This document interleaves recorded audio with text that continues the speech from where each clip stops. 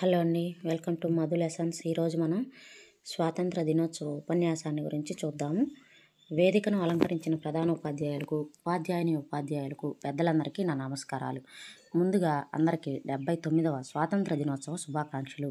ఈ రోజుతో మనకు స్వాతంత్రం వచ్చి 78 సంవత్సరాలను పూర్తి చేసుకున్నాం.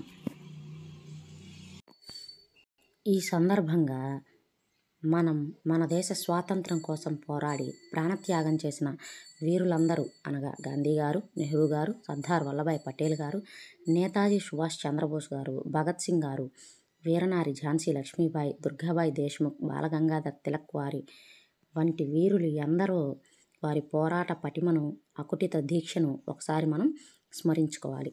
అలాగే వారందరికీ ఈరోజు మనం అనుభవిస్తున్న స్వేచ్ఛ, స్వాతంత్రం రావడానికి కారణమైనందుకు కృతజ్ఞతలు తెలుపుకుందాం.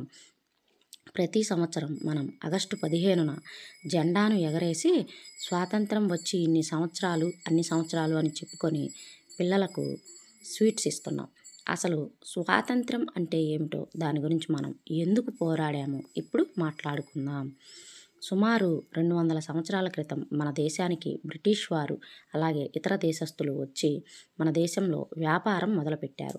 ఆ విధంగా వ్యాపారం కోసం మన దేశానికి వచ్చి మన దేశం మీద ఆధిపత్యం సంపాదించి సుమారు 200 సంవత్సరాలు మన దేశాన్ని పరిపాలించారు.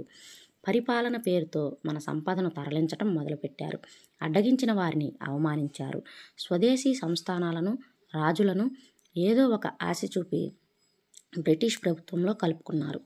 మన దేశానికి బ్రతుకు తెరువు కోసం వచ్చి వారు చేసే అక్రమాలను, అన్యాయాలని చూడలేని మన నాయకులు తిరుగుబాటు పాట పట్టారు. 1857లో జరిగిన సిపాయిల తిరుగుబాటు బ్రిటిష్ వారిపై చేసిన మొదటి తిరుగుబాటు అని మన చరిత్ర చెబుతుంది. అయినా వారి ఆకృత్యాలు ఆగలేదు. ఇదే కాదు, ఇలాంటివి ఎన్నో చేశారు. 1905లో జరిగిన బెంగాల్ విభజన, 1919లో జరిగిన అమృత్సర్ ఘటన, ఇవన్నీ మనల్ని విప్లవం వైపుకి దారి తీశాయి. మన వాళ్ళు గాంధీ గారి పిలుపును అనుసరించి వందే మాతర ఉద్యమాన్ని చేపట్టారు.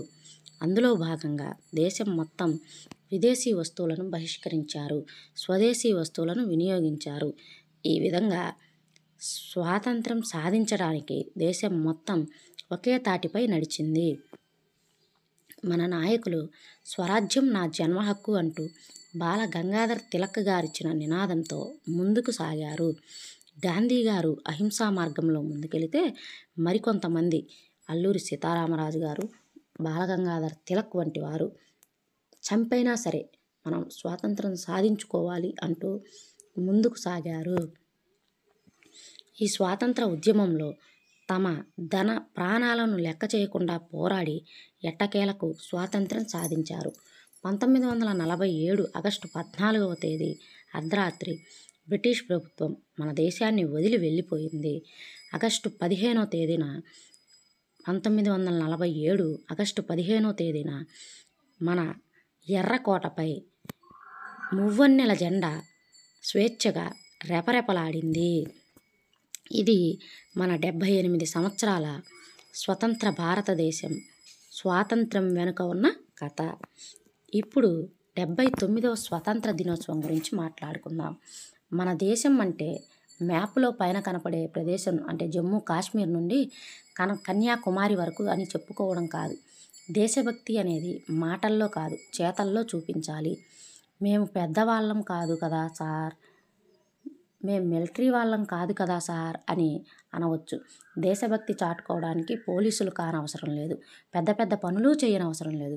మన పాఠశాలలో మన ఎదురుగా పడి ఉన్న చెత్తను తీసి డస్ట్బిన్లో వేయటం, మన పరిసరాలను శుభ్రంగా ఉంచటం వంటివి మన బాధ్యతలు.